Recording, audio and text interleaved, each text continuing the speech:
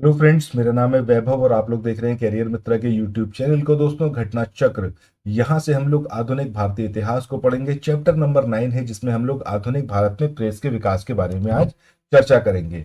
आगे बढ़े इससे पहले सिर्फ इतना सा कहूंगा कि ये जो टेलीग्राम चैनल है जिसका लिंक आपको अपने स्क्रीन पर दिख रहा है, इस पर जाइए।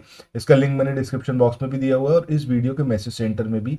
यहाँ से जाके आप टेलीग्राम चैनल को ज्वाइन कर लीजिएगा। आइए शुरू करते हैं आज के अपने इस चैप्टर को। यहाँ पर हम लोग देखेंगे कि आधुनिक भारत में जो आप प्रेस का विकास हुआ वो किस तरीके से हुआ, कौन कौन से न्यूज़पेपर सबसे पहले आए और कौन से यूरोपीय थे, ब्रिटिश थे, डेन थे, डेनिश थे या पुर्तगीज थे, जिन्होंने स्टार्ट किया पहली बार एशिया में, ठीक है, प्रिंटिंग प्रेस को। तो एक एक करके सारी चीज़ देखेंगे। पूरी बुक के अंदर जो जो चीज़ें गिवन है वो सब कुछ आपको समराइज्ड वर्जन में यहाँ पर मिलेंगी। अगर आपको ये पर्टिकुलर चैप्टर बुक में देखना हो तो जरूर देखिएगा। तकरीबन 15 से 20 पेजेस के अंदर इसको पूरा कवर अप किया हुआ है, बट यहाँ पर हमने मात्र 4.5 पेजेस के अंदर इसको फिनिश किया है, ठीक है। सो आइए शुरू करते हैं आज के अपने सेशन को और एक एक करके सारी चीजें देखते हैं। एग्जामिनेशन के पॉइंट ऑफ व्यू से ये बहुत जरूरी है कि आप मल्टीपल टाइम्स रीड करें, ठीक है, पढ़ें उस चीज को, और उसके लिए जरूरी है शॉर्ट नोट्स जो कि आपको इस पीडीएफ के माध्यम से प्रोवाइड किए जा रहे हैं। चलिए, आधुनिक भारत में प्रेस के विकास की बात करें। पुर्तगालियों ने एशिया में पहली बार गोवा में 1550 में एक प्रिंटिंग प्रेस लगाई थी।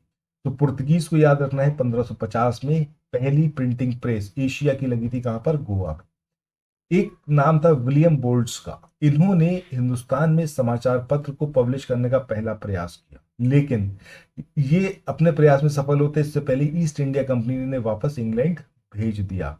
हम बात करें उन मैगजीन्स की जो कि क्रांतिकारियों को सपोर्ट करती थी, इसमें बंगवासी, काल, केसरी, संध्या, युगांतर और काल थी, ठीक है। तो ये वो पत्रिकाएं थी, ये जो मैगजीन थी जो कि सपोर्ट करती थी क्रांतिकारी आंदोलन को, और कांग्रेस की जो उदारवादी नीति थी उसकी ये भत्सना करती थी, उसको मतलब डिस्क्रेडिट करती थी कि इससे कुछ होगा नहीं। एक न्यूज एजेंसी है, इसका नाम था फ्री प्रेस जर्नल। तो अगर आपसे पूछ लिया जाए ये एग्जैक्टली है क्या, तो ये एक न्यूज एजेंसी थी। जमुना दास, द्वारका दास और शंकरलाल बैंकर की बात करें तो एनी बेसेंट के द्वारा जो होम रूल लीग को स्टार्ट किया गया था उसके ये मेंबर थे। अच्छा, कमेंट सेक्शन में बताइएगा कि अगर हम होम रूल लीग की बात कर रहे हैं जो कि एनी बेसेंट के द्वारा स्टार्ट करी गई, ये कब करी गई, और तिलक के द्वारा जो होम रूल लीग को स्टार्ट किया गया वो कब किया गया। चलो आगे देखें। भारतीयों के द्वारा अंग्रेजी भाषा में प्रकाशित जो पहला समाचार पत्र था वो था बंगाल गजट। इसका प्रकाशक कौन था? गंगाधर भट्टाचार्य। यहाँ पर जेम्स ऑगस्टस हिक्की का नाम आपके दिमाग में जरूर आ रहा होगा, तो ये दोनों ही नाम याद रखना। बुक के अंदर ये दिया हुआ है गंगाधर भट्टाचार्य के बारे में भी और जेम्स ऑगस्टस हिक्की के बारे में भी। दोनों का एसोसिएशन बंगाल गजट से था, ठीक है। इंग्लिश लैंग्वेज में इसको प्रकाशित किया जाता था, पहला समाचार पत्र था। तो अभी जो क्वेश्चन आएगा, अगर मतलब आता है तो एग्जामिनेशन में, तो गंगाधर भट्टाचार्य और जेम्स ऑगस्टस हिक्की दोनों के नाम आपको नहीं मिलेंगे, एक का ही नाम मिलेगा, ठीक है। आगे बात करें विजय सिंह पथिक की, तो इन्होंने गणेश शंकर विद्यार्थी का जो प्रताप समाचार पत्र था जो कि कानपुर से प्रकाशित होता था, उसमें बिजौलिया का जो किसान आंदोलन था उसको अखिल भारतीय स्तर पर प्रचारित किया था, ठीक है। कौन से समाचार पत्र के माध्यम से? प्रताप। किसने इसको स्टार्ट किया था, किसने इसको चलाया था? वो थे गणेश शंकर विद्यार्थी। तहजीब अल अखलाक की बात करें तो तहजीब अल अखलाक जो है ये एक मैगजीन थी। सर सैयद अहमद खां के द्वारा इसको निकाला गया था। उर्दू लैंग्वेज में 1871 में ये पहला इसका अंक प्रकाशित हुआ और 1897 तक इसका प्रकाशन जारी रहा। तहजीब उल अखलाक। अब यहाँ पर हम ये लिस्ट देखेंगे जिसमें हम समाचार पत्रों के बारे में बात करेंगे। हम उसके जो स्टार्टिंग ईयर था उसको देखेंगे, उसके संपादक कौन रहे, संस्थापक कौन थे, तो ये पर्टिकुलर चीजें यहाँ पर हम लोग देखने वाले हैं। एशिया की पहली प्रिंटिंग प्रेस, अभी हमने बात करी 1550 में। बंगाल गजट की बात करें, हिंदुस्तान का पहला समाचार पत्र 1780 में निकाला गया। समाचार पत्रों का पत्रेक्षण अधिनियम ये कब आया? आपका 1799 में। अब यहाँ पर यह समझना बेहद जरूरी है कि अगर आज की डेट में हम बात करें तो हम देखते हैं कि प्रेस को कंट्रोल किया जाता है, चाहे वो प्रिंट मीडिया हो गई या फिर जो इलेक्ट्रॉनिक मीडिया हो गई, दोनों को ही कंट्रोल करने की कोशिश होती है। आज की डेट में आप कानून उस तरीके से बना सकते हैं कि भाई आप मतलब इंडियंस ही राज कर रहे हैं तो उस हिसाब से कानून बनते हैं। लेकिन जब अंग्रेजों का टाइम था तब कानून बहुत ज्यादा कड़े होते थे, सीधे सीधे अगर आपने आलोचना करी तो आपका जो प्रिंटिंग प्रेस है उसको जब्त कर लिया जाएगा और आपको सजा भी होगी, उसके अलावा आपको जो जुर्माना है वो भी पे करना पड़ेगा। चलो, वर्नेकुलर प्रेस एक्ट या फिर हम बात करें देशी भाषा अधिनियम की, तो ये आपका 1878 का था, देशी भाषा प्रेस अधिनियम। दैनिक आज पेपर की बात करें, शिव प्रसाद गुप्त के द्वारा इसको स्टार्ट किया गया। द नेशनल हेराल्ड की बात करें, पंडित नेहरू। द पायनियर की बात करें, जॉर्ज एलन। प्रजामित्र जो कि गुजराती भाषा में प्रकाशित होता था, चंद्रकांत केनी। नायक की बात करें, बंगाली भाषा में निकलता था, शाहू चतुर्थ के द्वारा। भारत मित्र हिंदी लैंग्वेज में बाल मुकुंद गुप्ता और अंबिका प्रसाद वाजपेयी के द्वारा इसको स्टार्ट किया गया। राष्ट्रमाता ये मराठी लैंग्वेज में था, गणपत सखाराम पाटिल के द्वारा। हिंदू की बात करें, जी सुब्रमण्यम अय्यर के द्वारा इसको स्टार्ट किया गया। सुधारक गोपाल कृष्ण गोखले। और वॉइस ऑफ इंडिया या फिर रस्त गुफ्तार की बात करें, दादा भाई नौरोजी। बंगाली सुरेंद्र नाथ बनर्जी या फिर एस एन बनर्जी के द्वारा। काल की बात करें, शिवराम महादेव परांजपे। सोम प्रकाश द्वारकानाथ भूषण विद्याभूषण के द्वारा। न्यू इंडिया या फिर कॉमनवेल्थ की बात करें, Annie Besant. Bombay chronicle Firoz Shah Mehta. Searchlight की बात करें, सच्चिदानंद सिन्हा। लीडर की बात करें, मदन मोहन मालवीय। इंडिपेंडेंट मोतीलाल नेहरू के द्वारा। जस्टिस की बात करें, T M Nair. Young India, Indian opinion, Harijan और नवजीवन ये महात्मा गांधी के द्वारा स्टार्ट किए गए थे। तहजीब उल अखलाक की बात करें तो सर सैयद अहमद खान। संवाद कौमुदी अथवा प्रज्ञा का चांद दिसंबर 1821 में इसको स्टार्ट किया गया राजा राम मोहन राय के द्वारा, और इन्हीं के द्वारा मिरातुल अखबार को भी शुरू किया गया। द पायनियर की बात करें, जॉर्ज एलन के द्वारा इसको स्टार्ट किया गया। युगांतर की बात करें तो भूपेंद्र नाथ दत्त और वारिंद्र कुमार घोष के द्वारा स्टार्ट किया गया। कौमी आवाज पंडित नेहरू और रफी अहमद किदवई के द्वारा। स्वराज टी प्रकाशम। प्रभात की बात करें, एन सी केलकर, मूक नायक बाबा भीमराव अंबेडकर के द्वारा। मराठा केसरी बाल गंगाधर तिलक। समाचार दर्पण जे सी मार्शमैन। हिंदुस्तानी ये गंगा प्रसाद वर्मा के द्वारा शुरू किया गया था। वंदे मातरम इससे एसोसिएटेड रहे आपके अरविंदो घोष। यहाँ पर एक चीज और याद रखनी है कि एक तो वंदे मातरम ये था जो मैगजीन थी, एक समाचार पत्र भी था, वो हम आगे देखेंगे इसमें। संध्या की बात करें, ब्रह्म बांधव उपाध्याय। कॉमरेड की बात करें, मोहम्मद अली। दशरोजा की बात करें, अब्दुल गफ्फार खां। द सोशलिस्ट की बात करें तो एस ए डांगे। नवयुग की बात करें, मुजफ्फर अहमद। इनकलाब की बात करें, गुलाम हुसैन। लेबर किसान गजट की बात करें, एम सिंगरवेलू। और फ्री हिंदुस्तान अखबार की बात करें तो तारकनाथ दास के द्वारा। इसके बाद अब यहाँ पर हम लोग स्टार्ट करेंगे पर्टिकुलरली एक एक न्यूज़पेपर के बारे में कि कब उसको स्टार्ट किया गया, किसने स्टार्ट किया और कौन से पर्टिकुलर पॉइंट उस न्यूज़पेपर या मैगजीन के बारे में है जो एग्जामिनेशन में पूछे गए हैं। सबसे पहले बंगाल गजट की बात करें, ये हिंदुस्तान का पहला न्यूज़पेपर रहा। 1780 में इसको स्टार्ट किया गया था। अभी हमने बात करी थी गंगाधर भट्टाचार्य की। सो गंगाधर भट्टाचार्य और जेम्स ऑगस्टस हिक्की ये दोनों ही लोग इससे एसोसिएटेड रहे हैं। दोनों में से कोई एक नाम ही एग्जामिनेशन में देखने को मिलेगा। हिक्की को कंपनी की आलोचना करने के अपराध में सजा भी भुगतनी पड़ी, लेकिन उसका जो न्यूज़पेपर था उसने अपनी पॉलिसी को चेंज नहीं किया गया। फाइनली अंग्रेजों ने उसकी प्रेस को जब्त कर लिया था। ठीक है, आज की डेट में तो तुरंत ही डर जाते हैं और या तो पैसे ले लेते हैं या उस तरीके से काम करते हैं कि भाई सरकार के अगेंस्ट जाना ही नहीं। अच्छा, उद्दत मार्तंड की बात करें, ये हिंदी का पहला न्यूज़पेपर रहा। कलकत्ता से ये प्रकाशित होता था। 30 मई 1826 में पहली बार प्रकाशित हुआ। जुगल किशोर शुक्ल के द्वारा इसको स्टार्ट किया गया। हिंदी लैंग्वेज में प्रकाशित होता था और एक साप्ताहिक पत्र के रूप में इसको शुरू किया गया था। समाचार पत्रों का पत्रेक्षण अधिनियम 1799। अब यहाँ पर कोशिश करी जाने लगी कि कैसे जो है प्रेस को कंट्रोल किया जाए, कैसे ये देखा जाए कि ये सरकार के अगेंस्ट काम ना करे। तो समाचार पत्रों पर युद्धकालीन सेंसर लागू किया गया, यानी कि जब युद्ध का समय चल रहा था उस टाइम पर आप कुछ भी गवर्नमेंट के अगेंस्ट नहीं बोलेंगे। किसने स्टार्ट करा? Lord Wellesley. 1807 में इसका जो था इसको एक्सटेंड किया गया। पहले समाचार पत्र, उसके बाद पत्रिकाएं, पैम्पलेट, पुस्तक, सब पर इसको लागू कर दिया गया। और फाइनली लॉर्ड हेस्टिंग्स ने 1818 में इसको निरस्त कर दिया। समाचार पत्र को संपादक, मुद्रक और स्वामी का नाम स्पष्ट रूप से छापना पड़ता था। प्रकाशक को प्रकाशित किए जाने वाले तत्वों को सरकार के सचिव के सम्मुख पूर्व पत्रेक्षण के लिए भेजना होता था, यानी कि जब आप पब्लिश करोगे उससे पहले आपको सरकार का जो सचिव था उसको दिखाना पड़ेगा कि आप क्या छाप रहे हो। वर्नाकुलर प्रेस एक्ट या फिर हम बात करें देशी भाषा अधिनियम 1878 की, तो इसको मुंह बंद करने वाला अधिनियम भी कहा जाता था। लॉर्ड लिटन इसने इसको पारित किया था, प्रावधान किया था। इसके तहत जिला मजिस्ट्रेट जो थे, इनको ये अधिकार दिया गया था कि भारतीय भाषा के जो समाचार पत्र हैं उनसे एक बॉन्ड पेपर पर आप साइन कराओ और उस पर लिखवाओ कि आप कोई भी ऐसी चीज नहीं छापोगे जो कि सरकार के अगेंस्ट हो। और यहाँ पर जो मजिस्ट्रेट थे उनको ये भी अधिकार दिया गया, ये भी उनको राइट था कि वो मुद्रणालय जो है या फिर पब्लिशिंग हाउस जो है उसकी जमानत को रद्द कर सकता है। अब कौन कौन से समाचार पत्र थे जिन पर कार्रवाई की गई? इसमें सोम प्रकाश, भारत मेहर, ढाका प्रकाश और सहचर था। किसने और कब ये काम किया? तो लॉर्ड रिपन की बात करें 1882 की, इन्होंने रद्द कर दिया इस वर्नाकुलर प्रेस एक्ट को। लॉर्ड रिपन ने भारतीय भाषाओं के समाचार पत्रों को अंग्रेजी भाषा के जो समाचार पत्र थे उसके समान ही फ्रीडम यानी कि स्वतंत्रता दी। पत्रकारिता के लिए ब्रिटिश सरकार द्वारा सजा पाने वाले जो पहले भारतीय थे उनका नाम था बाल गंगाधर तिलक, और ऐसा हुआ था 17 जुलाई 1882 को। ये एक बुक है धनंजय कीर की जो कि लोकमान्य तिलक के बारे में है। इसका नाम है Lokmanya Tilak, father of the Indian freedom struggle. इसमें ये चीज मेंशन करी गई है कि बाल गंगाधर तिलक और गोपाल गणेश अगरकर, इनको मराठा और केसरी समाचार पत्र में एक पत्रकार के रूप में 17 जुलाई 1882 को बंबई के डोंगटी जेल में 4 महीने की सजा काटने के लिए बंद किया गया था। क्यों? क्योंकि इन्होंने अंग्रेजों के द्वारा जो कोल्हापुर के महाराज थे उनके प्रति धृष्टता करने पर कड़े शब्दों में निंदा की थी, यानी कि अंग्रेजों ने जो मिसबिहेव किया था कोल्हापुर के महाराज के साथ में, उसकी इन लोगों ने निंदा करी थी अपने आर्टिकल्स में।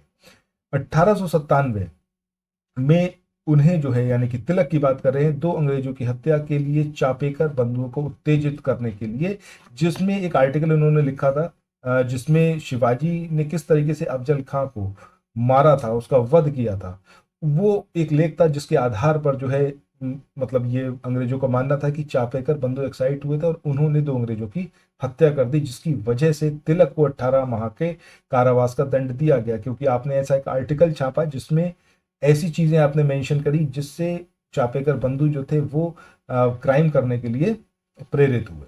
ठीक है। इसके बाद 2 अप्रैल 1883 की बात करें तो यहाँ पर सुरेंद्र नाथ बनर्जी, इनको द बंगाली पत्र में प्रकाशित उनका जो संपादकीय लेख था उसके लिए सजा हुई थी।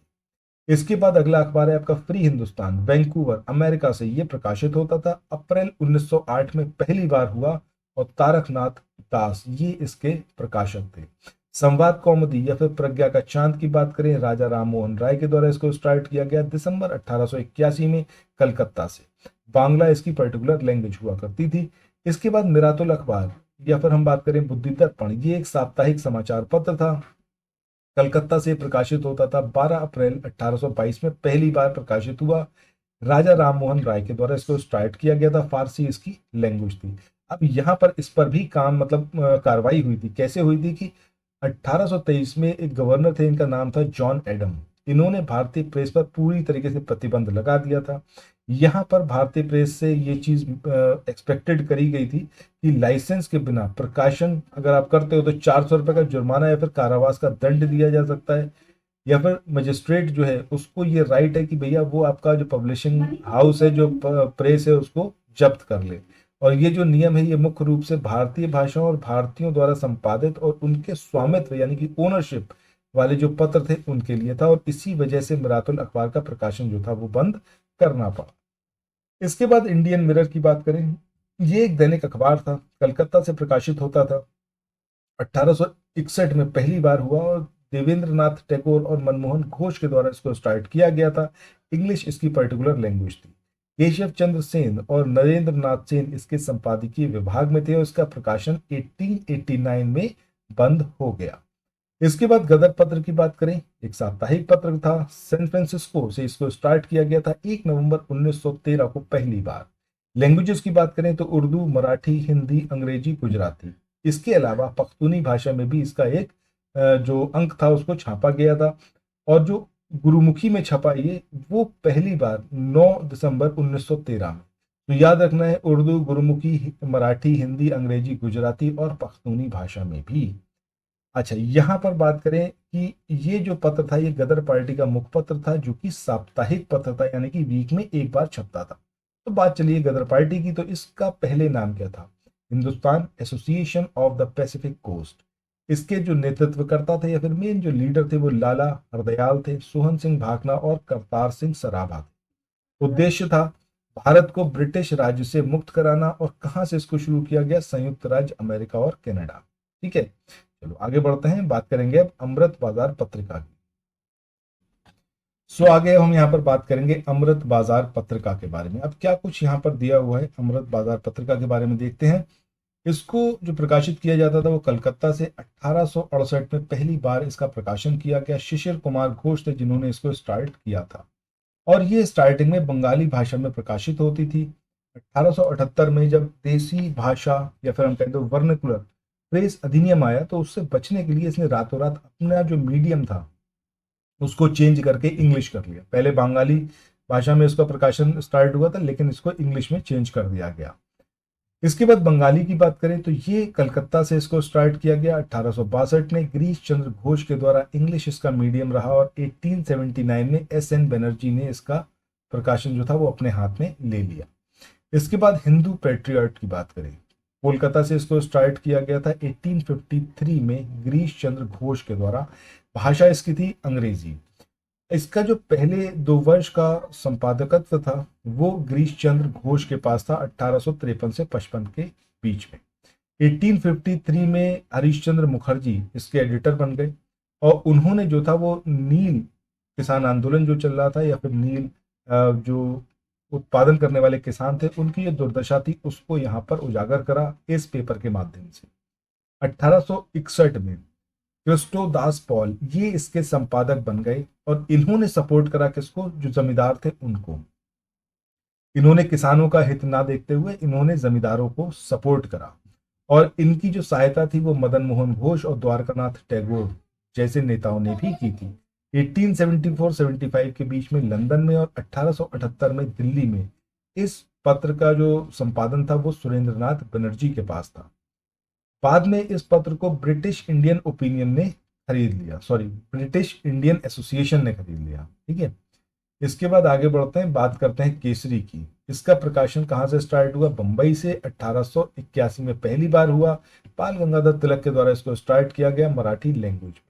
तिलक ने इसे होम रूल आंदोलन का मुख्य पत्र बनाया। ठीक है, तो ये इसका मुख्य पत्र था या फिर मुख्य पत्र था। प्रारंभ में केसरी के जो संपादक थे वो आगरकर थे। बाद में केसरी और मराठा दोनों का जो संपादन था वो किसने अपने हाथ में ले लिया? बाल गंगाधर तिलक ने। मराठा की बात करें, बंबई से इसको स्टार्ट किया गया 2 जनवरी 1881 में पहली बार। बाल गंगाधर तिलक के द्वारा इंग्लिश इसकी पर्टिकुलर लैंग्वेज थी। होम रूल आंदोलन के दौरान केसरी और मराठा 2 पत्रों ने महत्वपूर्ण भूमिका निभाई थी। उद्देश्य क्या था कि भारतीय जनता को ब्रिटिश सरकार की नीतियों और भारतीय समाज पर इसका जो संभावित प्रभाव है, जो ब्रिटिश सरकार की पॉलिसीज हैं उसका जो प्रभाव होगा उसके बारे में शिक्षित करना। औपनिवेशिक सरकार को उनके विधायी, कार्यकारी और प्रशासनिक निर्णयों के नतीजों से अवगत कराना, ये उद्देश्य रहा था। इसके बाद सोम प्रकाश, ये एक साप्ताहिकी थी। कलकत्ता से इसको स्टार्ट किया गया ईश्वर चंद्र विद्यासागर के द्वारा। 1858 में पहली बार इसका अंक आया। अब ये जो पत्रिका थी ये क्या थे? आपके बांग्ला लैंग्वेज में थी और इस समाचार पत्र ने नील आंदोलन के किसानों के हितों का समर्थन किया था, सोम प्रकाश ने। इसके बाद द लीडर की बात करें, इलाहाबाद से इसको प्रकाशित किया गया। 1909 में स्टार्ट हुआ। मदन मोहन मालवीय के द्वारा इसको स्टार्ट किया गया था। इंग्लिश इसकी लैंग्वेज थी। 1909 से 1934 तक इसका जो संपादन था वो CY चिंतामणि के नेतृत्व में हुआ। इंडियन ओपिनियन, इस पत्रिका की बात करें, साउथ अफ्रीका से इसको प्रकाशित किया गया। 1903 में यह स्टार्ट हुई और महात्मा गांधी के द्वारा इसको शुरू किया गया। गुजराती, हिंदी, तमिल और अंग्रेजी भाषा में इसका प्रकाशन होता था। मनसुख लाल नजर ये इसके पहले संपादक या फिर एडिटर थे जो कि नटाल कांग्रेस के सचिव भी थे। यंग इंडिया की बात करें, बंबई से इसका प्रकाशन स्टार्ट हुआ। 7 मई 1919 में पहला अंक आया। महात्मा गांधी के द्वारा इसको स्टार्ट किया गया था और इंग्लिश लैंग्वेज में था। इसके प्रारंभिक संस्करणों में जमुना दास, द्वारका दास तथा शंकरलाल बैंकर इसके संपादक रहे थे। 8 अक्टूबर 1919 में यंग इंडिया के संपादक महात्मा गांधी बने और ये जो था अहमदाबाद से साप्ताहिकी के रूप में प्रकाशित होने लगा। लाला लाजपत राय ये संयुक्त राज्य अमेरिका में यंग इंडिया का प्रकाशन कर चुके थे। इसके बाद वंदे मातरम की बात करें, अरविंदो घोष के द्वारा इसको स्टार्ट किया गया 6 अगस्त 1906 को कलकत्ता से इंग्लिश लैंग्वेज में। 8 अगस्त से 15 अक्टूबर 1906 तक विपिन चंद्र पाल इसके संपादक रहे। 24 अक्टूबर 1906 से 27 मई 1907 तक अरविंदो घोष इसके संपादक रहे और तब ये जो था डेली इसका प्रकाशन होता था। फाइनली 2 जून 1907 से इसका साप्ताहिक प्रकाशन भी शुरू किया गया। 28 मई से 22 दिसंबर 1907 तक अरविंदो घोष के संपादकत्व में, मतलब जब ये एडिटर थे, इसका दैनिक और साप्ताहिक दोनों तरीके से प्रकाशन होता था, लेकिन बाद में इसका प्रकाशन बंद कर दिया गया। 10 सितंबर 1909 को पेरिस से वंदे मातरम नाम से प्रथम पत्र प्रकाशित हुआ, जिसका संपादक जो था वो किसने किया था, जिसके संपादक कौन थे, लाला हरदयाल थे। और इस पत्र के प्रकाशक और वितरण का कार्य किसने करा, मैडम भीकाजी कामा ने। सो मैडम भीकाजी कामा, लाला हरदयाल, इसके अलावा अरविंदो घोष, विपिन चंद्र पाल, ये सब लोग एसोसिएटेड रहे थे किससे, वंदे मातरम से। ठीक है, चलो इस मतलब ये एक पत्र था। इसके बाद द इंडियन नेशन की बात करें, पटना से प्रकाशित होता था, 1931 में शुरू हुआ था 1931 में। कामेश्वर सिंह दरभंगा के महाराज थे, इनके द्वारा स्टार्ट किया गया इंग्लिश लैंग्वेज में। स्वदेश वाहिनी या फिर हम बात करें स्वदेशाभिमानी, ये केरला से प्रकाशित होने वाला पत्र था। रामकृष्ण पिल्ले के द्वारा स्टार्ट किया गया, मलयालम लैंग्वेज थी इसकी, जिसमें इसका प्रकाशन होता था। 1905 में ये इसका प्रकाशन स्टार्ट हुआ था। अच्छा, यहाँ पर रामकृष्ण पिल्ले की बात करें तो इनका जन्म हुआ था 1878 में। उस टाइम पर त्रावणकोर राज्य में, वहां पर न्यातिनाकारा का एक नायर परिवार था वहां पर। इसके बाद हरिजन साप्ताहिक समाचार पत्र की बात करें, पूना, आज की बात करें पुणे महाराष्ट्र में जो है, वहां से इसका प्रकाशन स्टार्ट हुआ। 11 फरवरी 1933 को महात्मा गांधी के द्वारा, इंग्लिश इसकी पर्टिकुलर लैंग्वेज थी। इसके प्रकाशन के समय महात्मा गांधी यरवदा जेल में थे और इसका जो संपादन था या फिर हम कहें उसके संपादक थे वो कौन थे, आरवी शास्त्री। हरिजन बंधु की बात करें, महात्मा गांधी के द्वारा स्टार्ट किया गया गुजराती लैंग्वेज में। हरिजन सेवक की बात करें, इसको भी महात्मा गांधी ने स्टार्ट करा हिंदी लैंग्वेज में। बहिष्कृत भारत, ये एक पाक्षिक था, ये 3 अप्रैल 1927 में स्टार्ट हुआ डॉक्टर अंबेडकर के द्वारा मराठी लैंग्वेज में। यहाँ पर आगे हम देखें बहिष्कृत हितकारिणी सभा को, तो इसका जो स्थापना थी वो कहाँ हुई, बंबई में 20 जुलाई 1924 को डॉक्टर अंबेडकर के द्वारा। इसका जो मेन पर्पस था वो था अस्पृश्य लोगों की नैतिक और भौतिक उन्नति करना। दूसरे जो इंपॉर्टेंट फैक्ट्स हैं इसके बारे में, उसमें है कि इसके पहले अध्यक्ष कौन थे, सर चिमनलाल हीरालाल सीतलवाड़, जबकि इसका जो प्रबंध समिति थी उसकी अध्यक्षता कौन किसने करी, डॉक्टर अंबेडकर ने। सभा का संकल्प शिक्षित करना, उत्तेजित करना और संगठित करना, ये स्वीकार किया गया था। सभा का उद्देश्य था सरकार के सम्मुख अछूतों की जो समस्याएं हैं उसको रखा जाए। इसके बाद अल हिलाल की बात करें, ये एक साप्ताहिक पत्र था, कलकत्ता से स्टार्ट हुआ 1912 में डॉक्टर अब्दुल कलाम आजाद के द्वारा। उर्दू लैंग्वेज में 1914 में अल हिलाल पर प्रेस एक्ट के तहत प्रतिबंध लगा दिया गया था और भारत में ब्रिटिश राज की आलोचना और भारतीय मुसलमानों को बढ़ते भारतीय स्वतंत्रता आंदोलन में शामिल होने के लिए प्रोत्साहित करना, ये इसका मेन काम रहा था।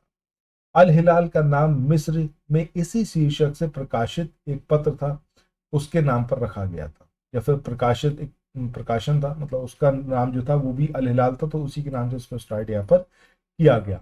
वंदे मातरम एक दैनिक समाचार पत्र था, ये लाहौर से स्टार्ट होता था। 1912 में पहली बार हुआ लाला लाजपत राय के द्वारा और उर्दू में, ये हमने अभी देखा है।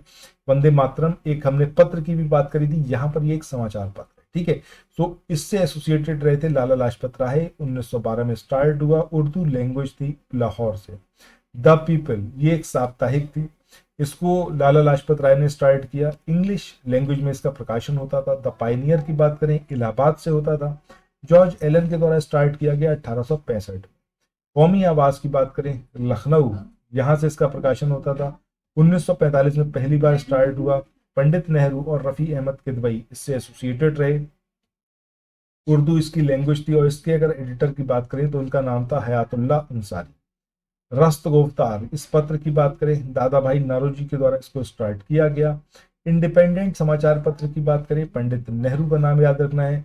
आपको याद रखना है कि इंग्लिश लैंग्वेज में इसको निकाला जाता था और भारत के लिए स्वशासन की मांग करते हुए मोतीलाल नेहरू ने इसको स्टार्ट किया था। कॉमनवेल्थ की बात करें, मद्रास से स्टार्ट हुआ एनी बेसेंट के द्वारा इंग्लिश लैंग्वेज में। इसके बाद न्यू इंडिया, इससे भी एसोसिएटेड कौन थी, एनी बेसेंट, इनके द्वारा निकाला गया था इसको। 1914 में पहली बार प्रकाशन हुआ, मद्रास से इसको प्रकाशित किया जाता था इंग्लिश लैंग्वेज में। स्वतंत्रता संग्राम, इसके संघर्ष के बारे में जानकारी प्रसारित करना ये इसका काम था। अपना स्वतंत्रता संग्राम के प्रति दृष्टिकोण क्या है उसको व्यक्त करना ये भी इसका अपना उद्देश्य था। ठीक है, तो इसी के साथ हमने आज के ये इस पर्टिकुलर चैप्टर को कवर अप कर लिया, जिसमें हमने बात करी थी कि भारत में जो प्रेस का विकास था वो किस तरीके से हुआ आधुनिक भारत में। ठीक है, अगर आप लोग ये पीडीएफ चाहते हैं तो इसके लिए आपको टेलीग्राम चैनल को ज्वाइन करना होगा और वहां पर आप मुझसे पूछ सकते हैं इसके प्राइस के बारे में, फीस के बारे में। ठीक है, वैसे इसका फीस मात्र 99 रुपये रखा गया है, जिसमें आपको एंशिएंट, मिडिवल और मॉडर्न इंडियन हिस्ट्री की समरी मिलेगी घटना चक्र की। ठीक है, सो थैंक्स फॉर वॉचिंग, मिलते हैं नेक्स्ट वीडियो में, बाय बाय।